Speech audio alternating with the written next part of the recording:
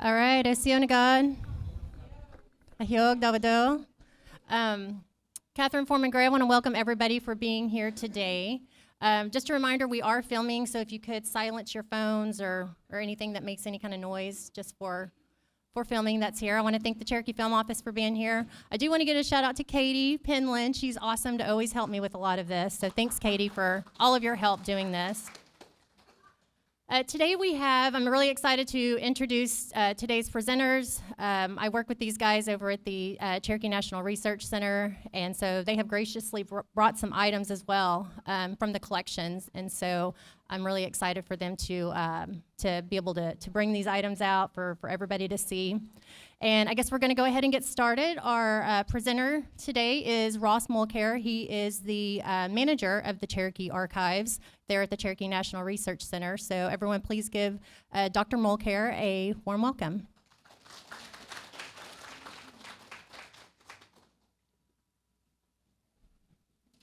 Hi, everybody. Thank you, Catherine, for the introduction, and thank you all for coming this afternoon. As Catherine mentioned, I work at the Cherokee National Research Center, so I'm going to spend a little bit of time. I know the title of this talk, Lunch and Learn, was about the Cherokee National Archives specifically, which we will talk quite a bit about, but I also wanted to do a few other things in the time we had together this morning. I really want to introduce everyone even more broadly than the archives to the Cherokee National Collection, which is Cherokee Nation's collection of art, artifacts, objects, and archives. So the archives form a part of that. I want to familiarize you all with the space where we house and provide access to the Cherokee National Collection, which is the Cherokee National Research Center. I recognize many of you actually have been there, which is great, and those of you who have not will know enough about it, hopefully, that you're comfortable to come visit us and come see some of this great material.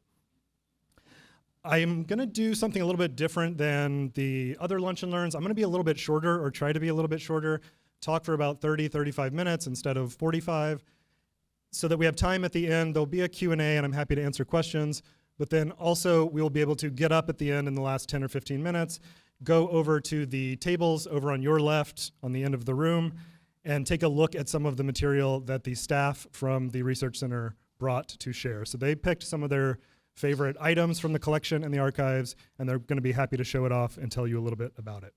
My background is in history. I have a PhD in history and kind of sidestepped into the world of archives and special collections over my career.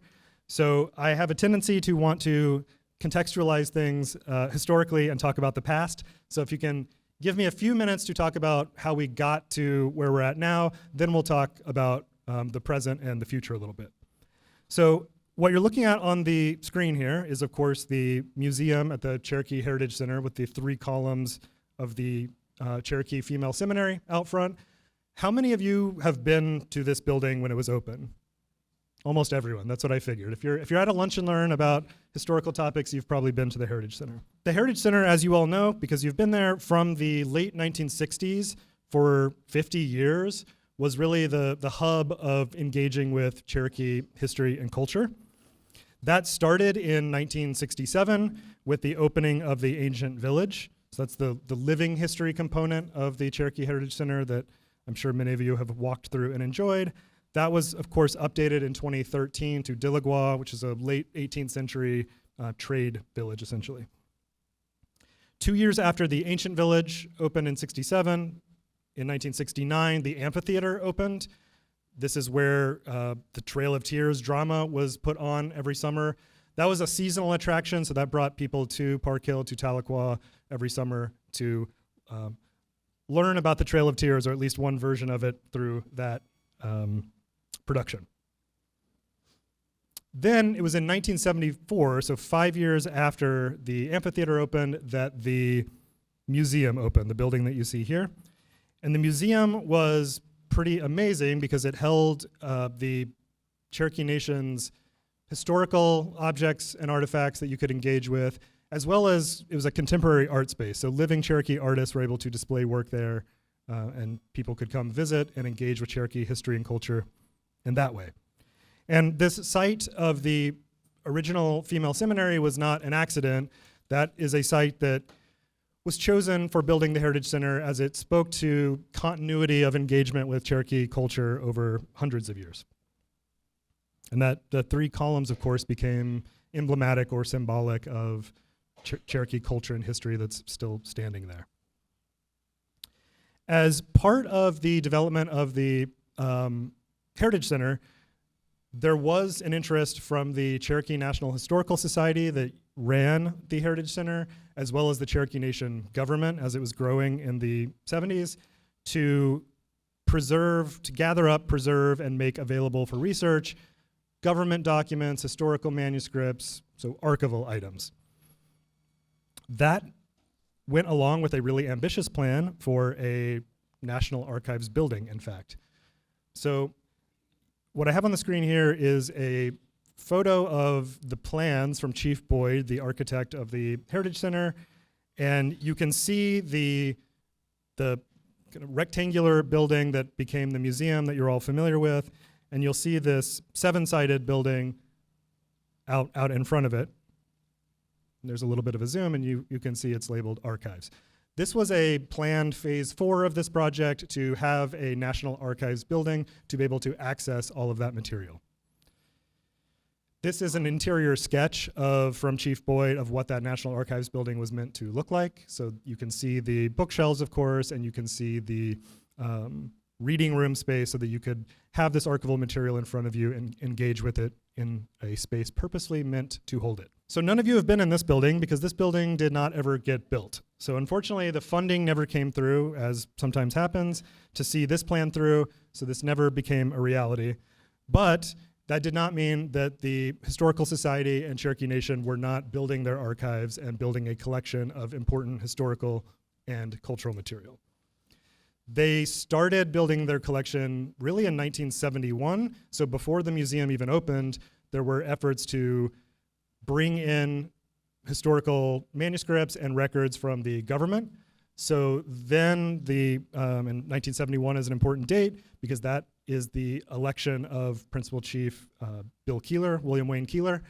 That happens in 71, and Keeler immediately donates a lot of material to the Heritage Center.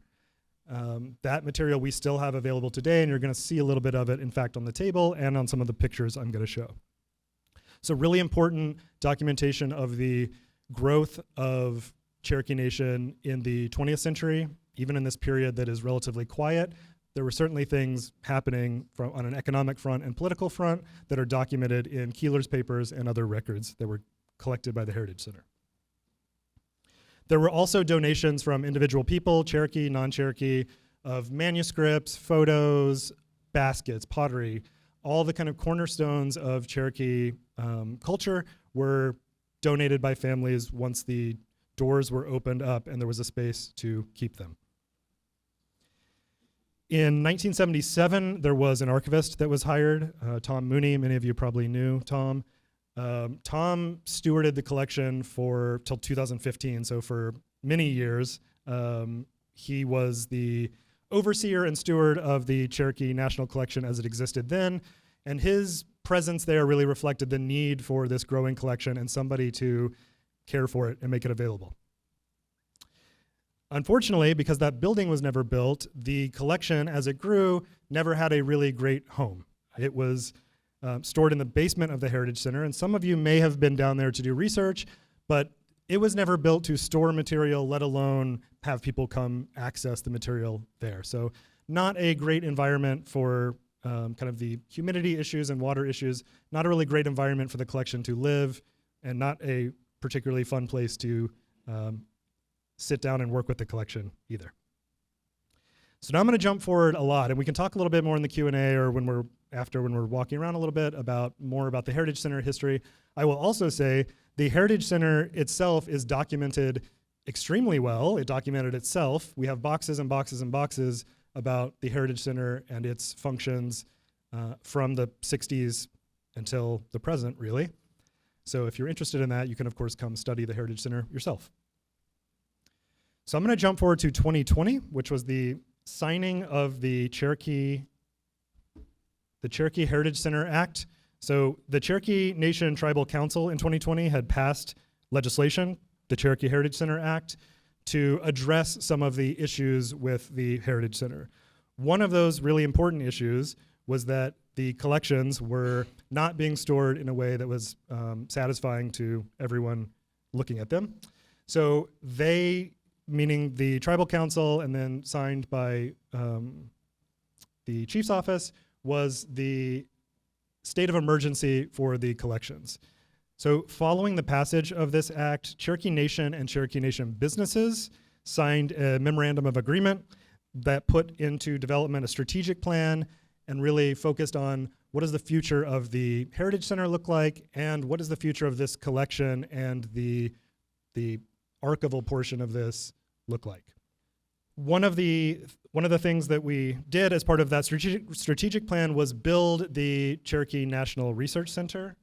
So this is in Cherokee Springs Plaza on 62, just south of town, out in front of the casino behind Buffalo Wild Wings. So again, many of you have been here. If you haven't, you know where to find us and come visit us, and we can talk a little bit more about what it looks like to access this space. But we acquired a space to house the Cherokee National Collection and provide access to it, which were two of the main problems that were being addressed with the Cherokee Heritage Center Act. Before we could do that, though, we had to move the collection out of the Heritage Center, which needed then to know what all was in there. So I'm going to jump back to that previous picture. This is a couple of pictures of inside the Heritage Center in the basement. These are maybe some of the more generous pictures of what was going on down there. But you can see on the left side, you can see on the wall, there is some, it's a little overexposed with this projector, but you can see there's a little bit of water damage coming down the wall. Again, the collections were professionally stewarded for many years, and there was actually not significant loss to any of these collections, which is really a miracle. But regardless, the environment was never what it needed to be. So instead, we now have this purpose-built space to hold and access this collection.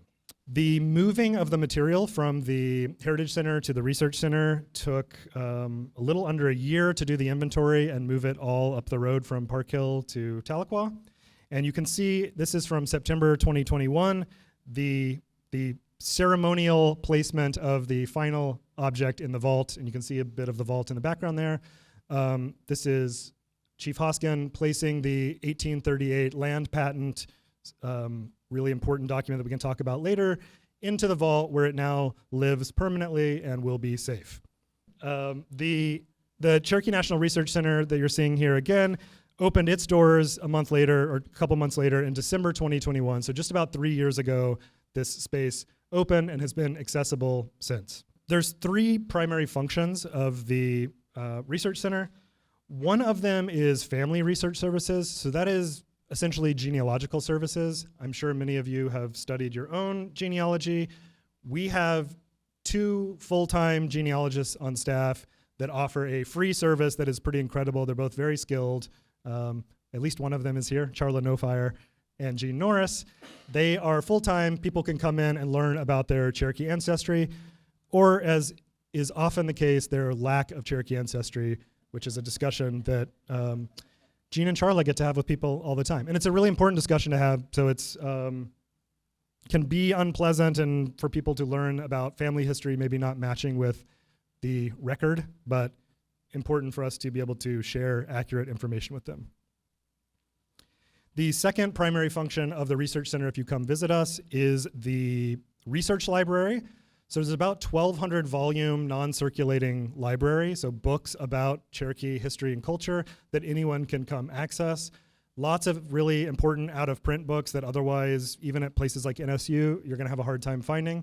That collection has been built up over the past 50 years as well, and is really incredible. So if you're working on any projects where you need Cherokee books, it's a good place to come.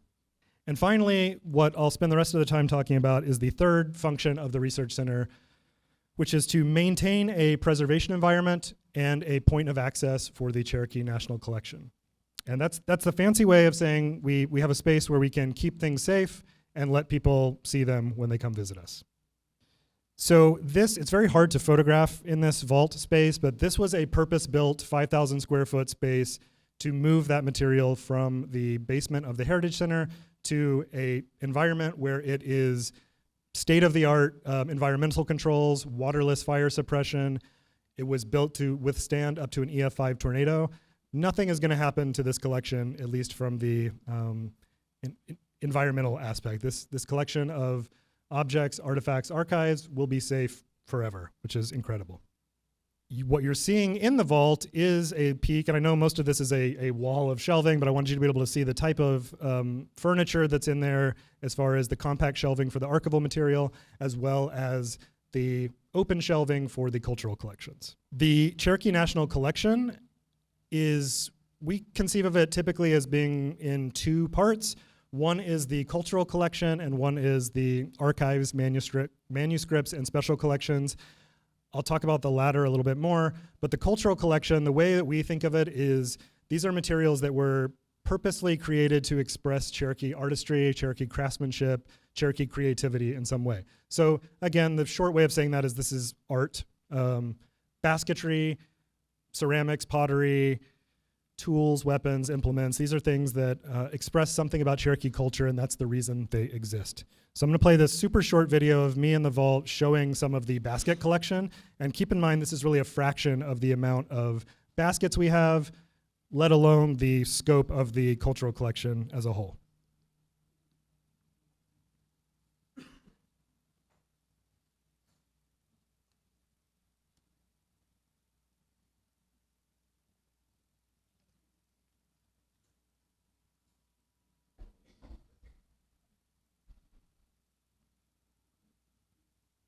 So some of the baskets you see in there are actually on the table over to your left, so you'll be able to take a look at those and talk to Elena, one of our cultural collections coordinators, about why she finds them particularly compelling or interesting. So I'm going to leave the cultural collections there, and again, we can talk to the staff or in the Q&A a little bit more about that, and shift to talking about the archival collections and show you all some of my favorite items from the archival collections that get at the scope of the collections, why they're important, what type of material is there that might be able to support anything you are interested in researching. Conceptually, you can think about the archives as opposed to items like the cultural collection that were created specifically to express creativity and artistry. Archives generally are created in the course of doing some kind of activity, whether that's work or business. The lines between those can certainly blur, and you're going to see that you can read creativity and Cherokee artistry in documents and records as well, but that's typically not the reason they were created. One of the really amazing things we have in the collection is a pretty wide range of historical manuscripts, and those range from the 19th century to the present, both in English and in Cherokee. So I'll share one of the really important ones that we've actually acquired in the past couple of years.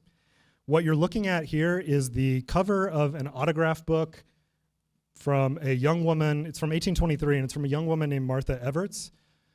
Martha Everts was the daughter of Jeremiah Everts. Jeremiah Everts was the secretary of the American Board of Commissioners for Foreign Missions, which was the missionary group that had missions all over the world, in fact, but including in the Southeast to Cherokees and other native people, Christian missions, of course. So Jeremiah lives in Boston, where the ABCFM is headquartered, and his daughter Martha is 13 or 14 when this book is being put together in the 1820s. And this was a thing you would do in the 19th century, is have callers or visitors come sign your autograph book. And sometimes you would have little pieces of poetry or pieces of song left in there instead of just a signature. In Martha's book, there is this 3-stanza Cherokee hymn that is inscribed, and it is signed, and I guess I didn't include a picture with the signature, but it is signed by David Brown.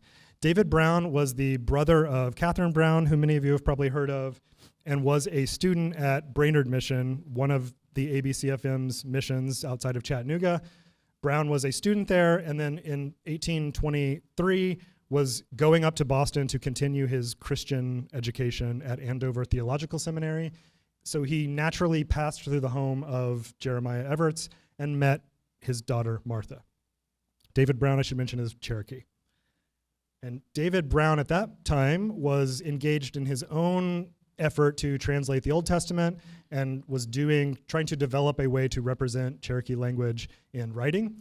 You'll notice that his inscription here of this Cherokee hymn is not in Sequoia's syllabary.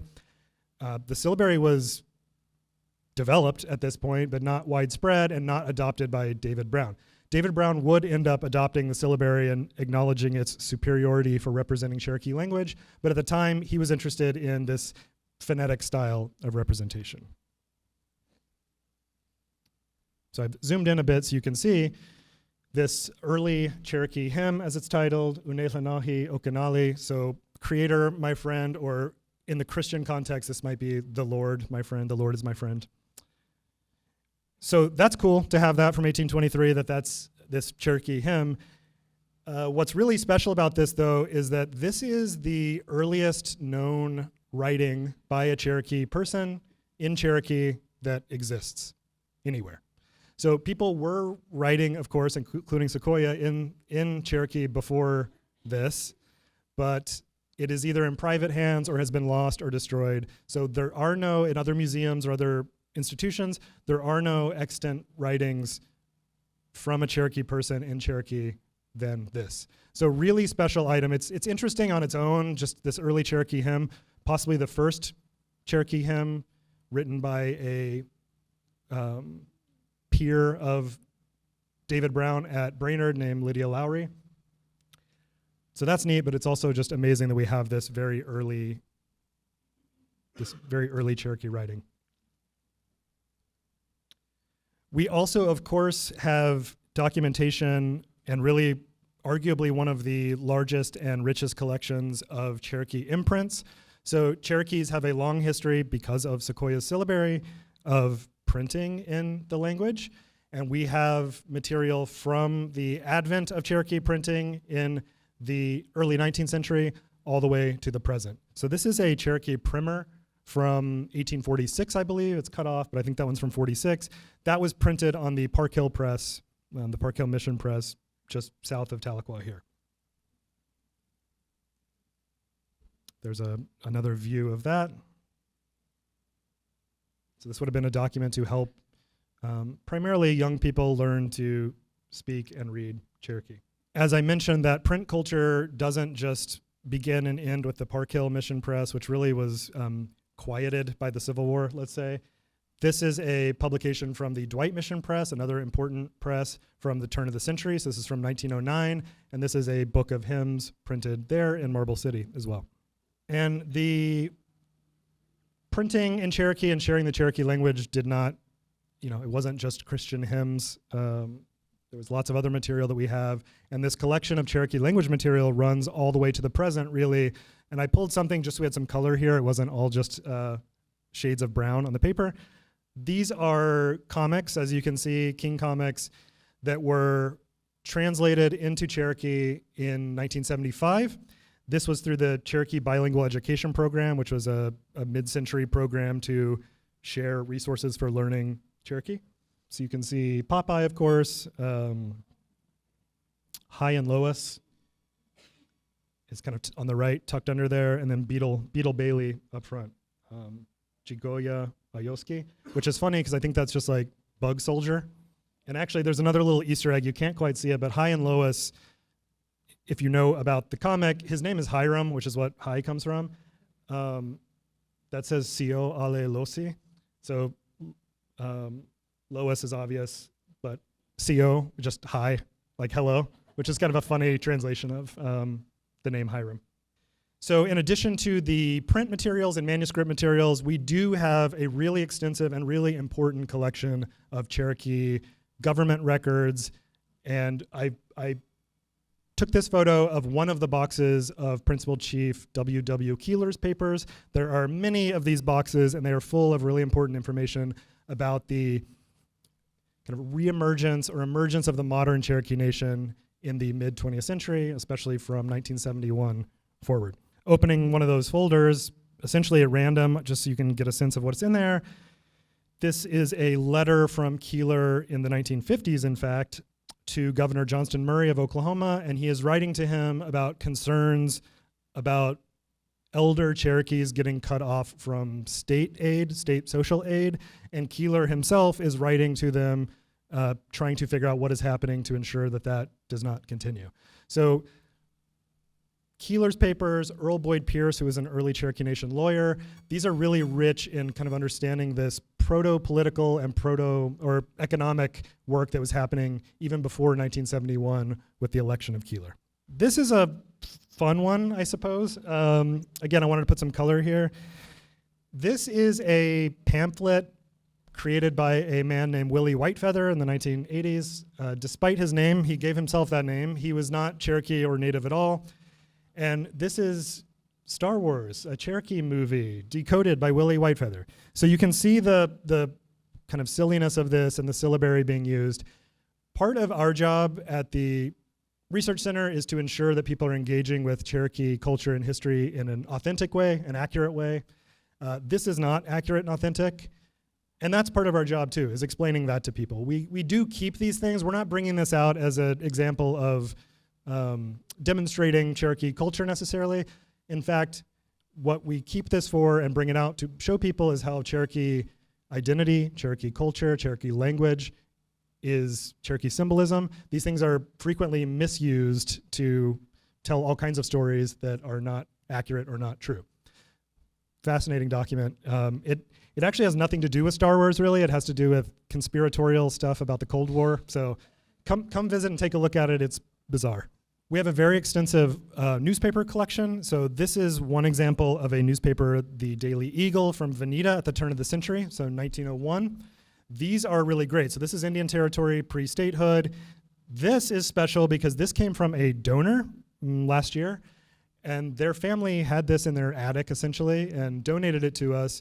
What is amazing is this is the only known copy of this newspaper. You can find this newspaper referenced in other newspapers from 1901 in Veneta and other places, but no other institutions have this Veneta Daily Eagle paper, and it's really a useful document, the two issues that we have, for getting at Cherokee perspectives on what is happening. The Research Center and the Archives has a very extensive photograph collection. It's one of our more frequently used collections. It's also one of the more challenging things to provide access to because we don't always know who is in these photos, but we often receive help from people that are more familiar with the subjects. We do know these folks are, and I'm sure you do too. The reason I put Principal Chief John Ross and Mary Stapler Ross, his second wife, up here is to make the point that we have the full spectrum of photography. This is a daguerreotype. This is some of the earliest forms of photography from the mid-19th century. And we have several of these, and in fact, there is a tintype, another early photographic form of Ned Christie that we brought that's on the table that you'll be able to look at over here. So from the daguerreotype all the way to, this is from the 1990s, this is a 35 millimeter contact sheet from the Cherokee Advocate. You can see the Cherokee kids in school. We have a huge collection of this that documents kind of everyday Cherokee life. And we have a pretty extensive and growing digital collection, which is kind of a new frontier for all of us to be working on. These are two items that, in fact, we brought into the Cherokee National Collection in 2022 through a community partnership or a community-based archiving program called the Cherokee Freedmen History Project. We solicited donations from descendants, Cherokee Freedmen descendants, of family materials, pictures, genealogical research, their own stories about freedmen descendant families, and we brought those in digital form into the archives so that we can preserve them long term and make sure those stories aren't lost. What we did not do, except for in a couple of cases where people really wanted them to come to the archives, we did not take the physical material from families. So we did not take this original photo on the left, that stayed with the family, and instead we kept the digital copy so that that is accessible, but the families and the community can keep their own material and steward it in whatever way they think is appropriate. That has a formal name called, that's like post-custodial stewardship. That's something we're exploring as far as future projects where we can do this as well. We can keep this digital copy. We can make sure it stays safe forever and accessible to people, but we're not extracting material from any communities that don't want to share it.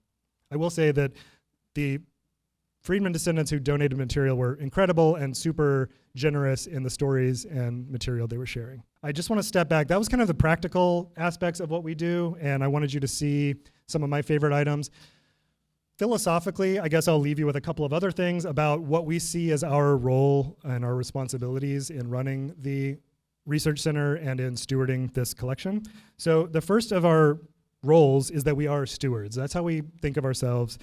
We, and I'm saying we, so I'm the staff that you're going to meet shortly over at the tables, we have the privilege, essentially, of coming to work every day and working on behalf of our fellow Cherokee citizens to keep these records safe and ensure that they are being shared and being built into research in responsible ways that accurately and authentically tell Cherokee stories. We also see ourselves not just as stewards, but as pathfinders in a way. The landscape of Cherokee information is really complicated. There is material all over the country and all over the world, in fact, that is our history and our culture. Part of that is a legacy of colonialism. Part of that is just the nature of how these collections get built over time. As pathfinders, we of course help people navigate our own collection and share material, but help people understand where else Cherokee material is, how they might get access to it, and how it might fit into or complement the material that we hold here in Tahlequah. And then finally, we see ourselves as ambassadors. So stewards, pathfinders, and then we are really cultural and historical ambassadors. We don't just serve Cherokee people. We of course love when fellow Cherokee citizens come visit and look at this material so we can share with them. But our job is really to help Cherokees and non-Cherokees alike engage with Cherokee history and culture and do it, as I mentioned, in a way that is accurate, authentic, and honest. So we don't shy away from the uglier parts of Cherokee history. We make sure that's all accessible. We don't hide things in our archives. We are about the reality of Cherokee history and all its complications and all of its nuance, and sharing that with people who visit us at the Research Center.